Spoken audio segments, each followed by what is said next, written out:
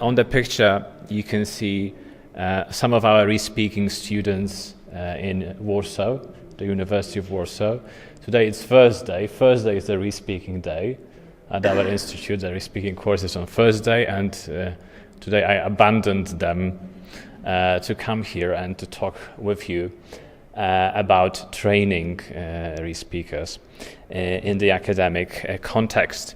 I'm myself a re-speaker, mostly self-trained some years ago, and I'm a trainer running the re-speaking course and some other courses at the University of Warsaw at the Institute of Applied Linguistics. I'm also a member of the LTA team, which is another European project on live subtitling.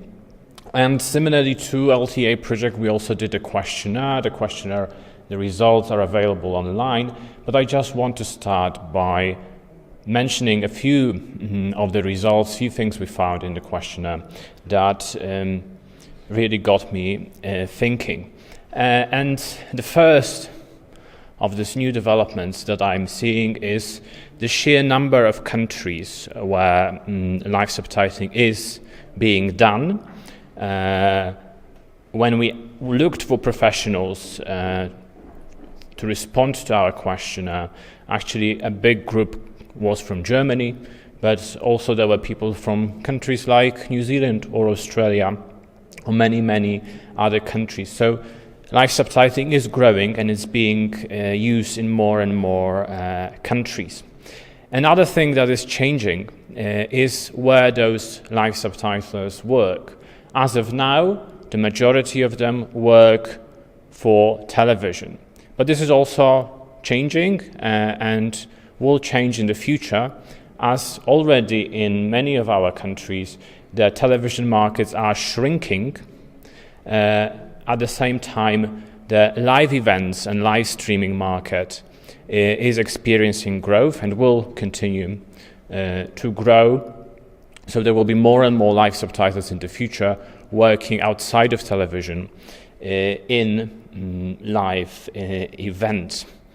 When we wanted to see what sort of training people have, we discovered that only 13% of professionals who responded had a training at a higher education institution, had a re-speaking course, live subtitling course, live captioning course, speech-to-text course, or however we want to call it. And Rocio said it today in the morning that the training appeared after the people already started to provide the service. And it is certainly true. In the past, we just had to provide it. We just had to have live subtitles. So we looked for people we thought could perform this task, who could provide the service. And they tried to do their best, very often learning by trial and error. To use an example from my own country, from Poland, the first re-speakers were graduates of acting schools. So they were actors because people thought that they would be able to speak very well and work with speech. And the first people who were asked to correct subtitles live were subtitlers who worked with SDH, with subtitles for the deaf, because they knew how to produce pre-recorded subtitling, so people thought they would be able to spot errors and correct errors quickly in live subtitles. And with some exceptions, all those first people who attempted the task performed terribly. For instance, the actors could speak for hours and enunciate correctly all the words, but they struggled to understand and reformulate sentences. So often they made long pauses because they just didn't understand. They didn't know how to reformulate. They just forgot what they were about to say. The SDH subtitles were able to produce error-free subtitles when they had lots of time, but many of them were unable to work under time pressure. So quite quickly it became obvious that training was needed, and I believe it was University of Antwerp who was the first institution in Europe to respond to this need and to start training in the early 2000s. Another early start was that of this institution, SDI München, which I was told started their course in 2007. My institution, University of Warsaw, came very late to this party. We started our course in 2015. And what we see now is that there are a couple dozen of institutions in Europe which offer some sort of live subtitling training. There are many more that consider adding such courses. I recently talked to colleagues from Lithuania, from the University of Vilnius, who are planning to add such a course. A few weeks ago, Elizabeth Deselius, a colleague from University of Stockholm, told me, I don't really know what respeaking is that well, but I have to learn because they asked me to teach it to my students. So there's a lot of interest, and many more institutions are jumping on the wagon and are starting to provide this teaching. So this is the biggest development that I want to talk today about. The training is becoming institutionalized. In the past, we just looked for people who we thought would be able to do it. They attempted it the best they could, but today we're offering institutional training. So you have a course and at the end you become a live subtitler. This change, we are observing it all around us. People are starting to talk about how many hours a course has, how many ECTS, whether there are certain prerequisites, what sort of students we accept, and so on. So there are lots of challenges created by this process of institutionalizing training.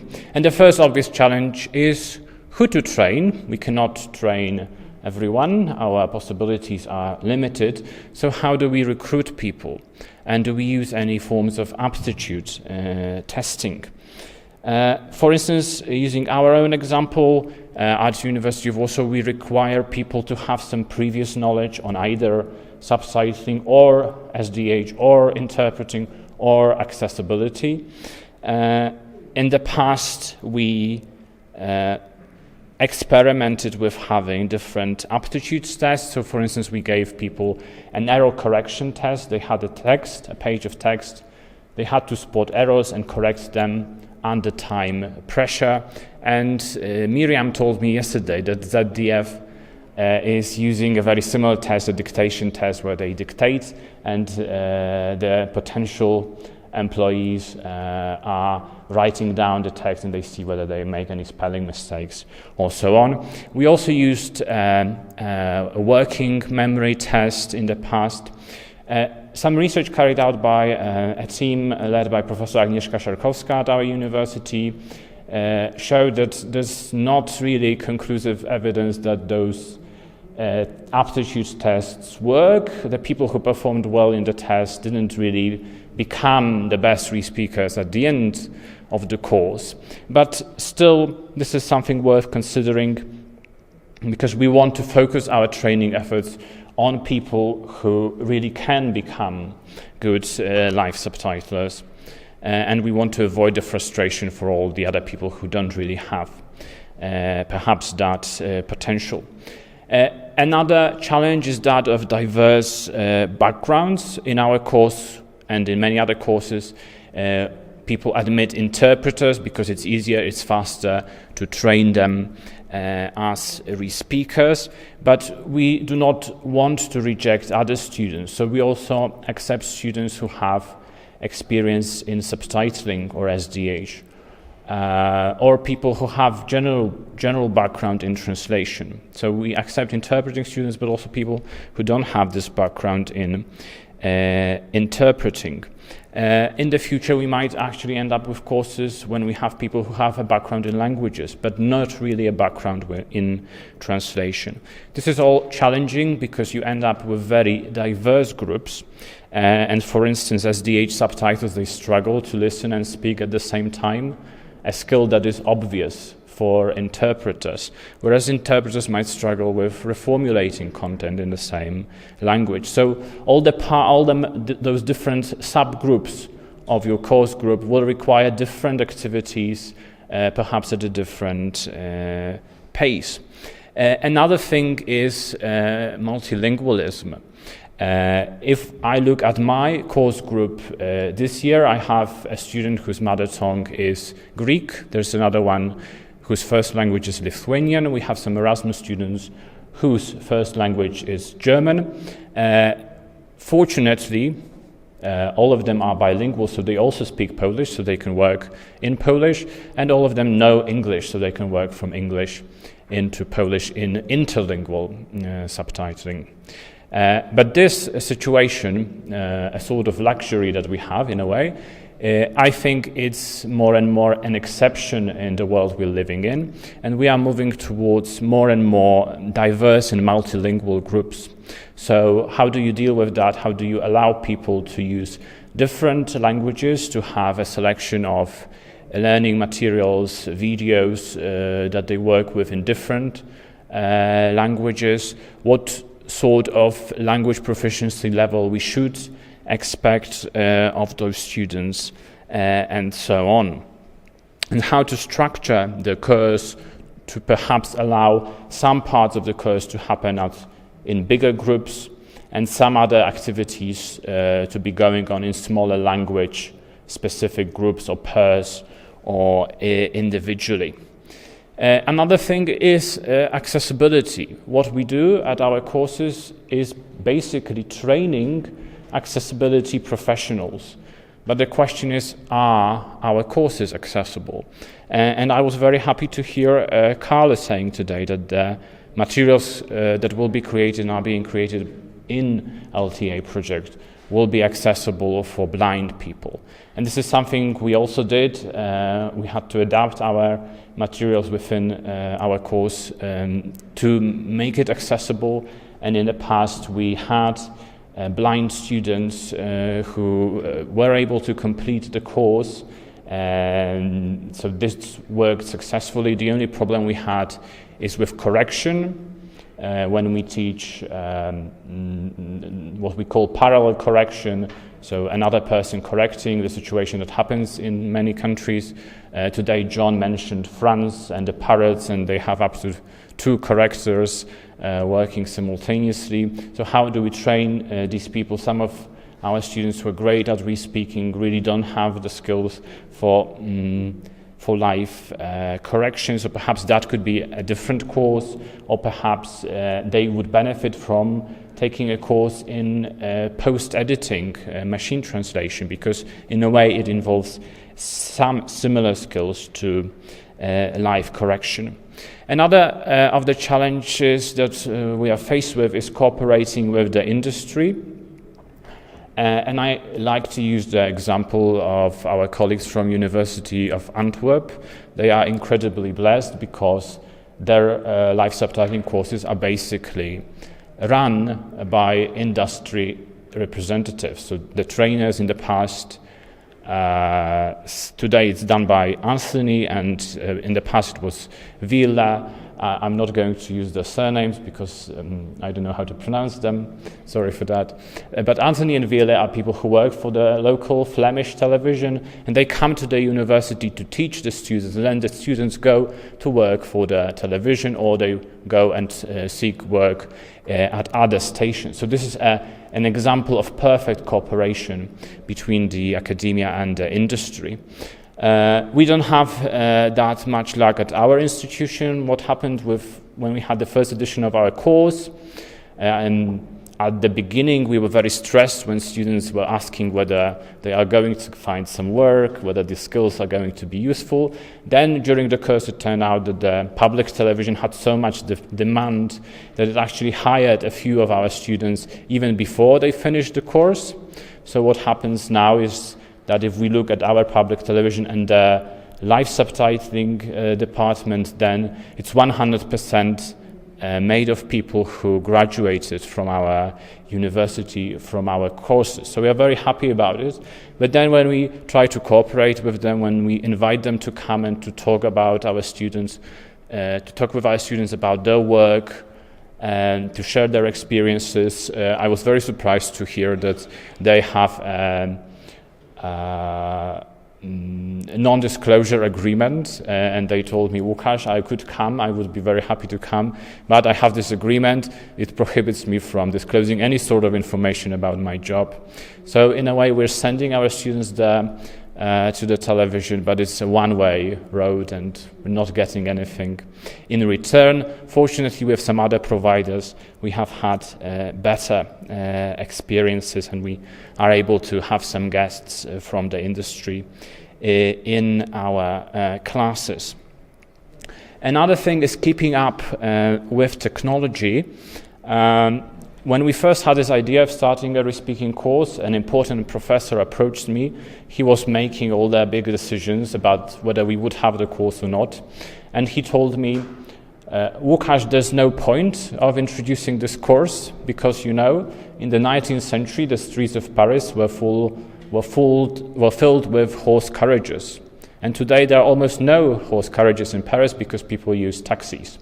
And in the future, there will be no taxi drivers because people will be using autonomous cars. So what's the point of training respeakers, giving them skills that will become obsolete soon? I disagree. I believe that, of course, our jobs as live subtitlers and the training will have to evolve because the technology is evolving all the time. But there still will be a role for humans in this process for many years to come.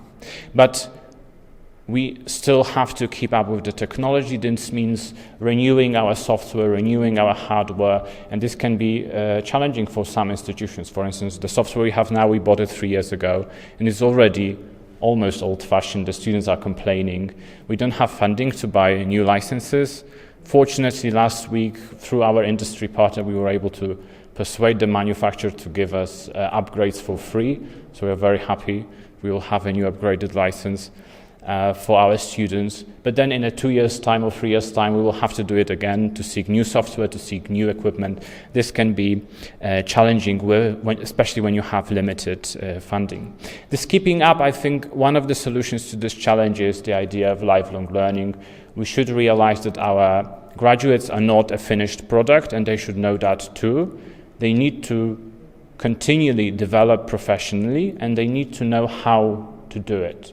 So they need to have this habit, they need to have this awareness, and they need to know how to continue developing themselves as live subtitlers in the future. Another thing that we mentioned a few times already today is the entrepreneurial skills. We're not really currently teaching that at our institution, but I believe we should, because yes, some students will end up at big companies where they will get in-house training, they will be in a certain formalized structure.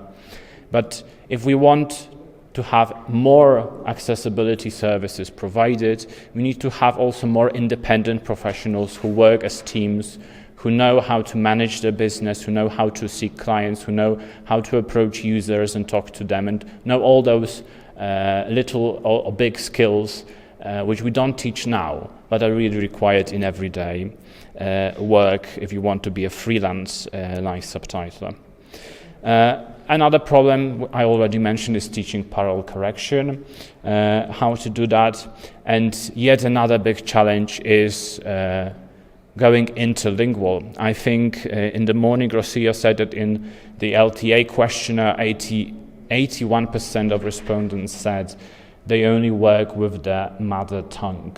So that's the situation now. Interlingual subtitling, which involves transfer from one language to the other, is rather an exception than the norm. But in the future, this will be changing, and we need also to train more and more interlingual live subtitles. That's also a challenge for the future for our institutions. Skills recognition and certification. I'm very happy to hear that certification is a part of LTA. There are other efforts such as the lyrics project, which is to certify respeakers. This is all extremely important because it will increase the quality of services on the market. It's also very important for our students if they know that the skills they will learn will then be recognized. There's some sort of certificate that they can show to their clients or their future employers.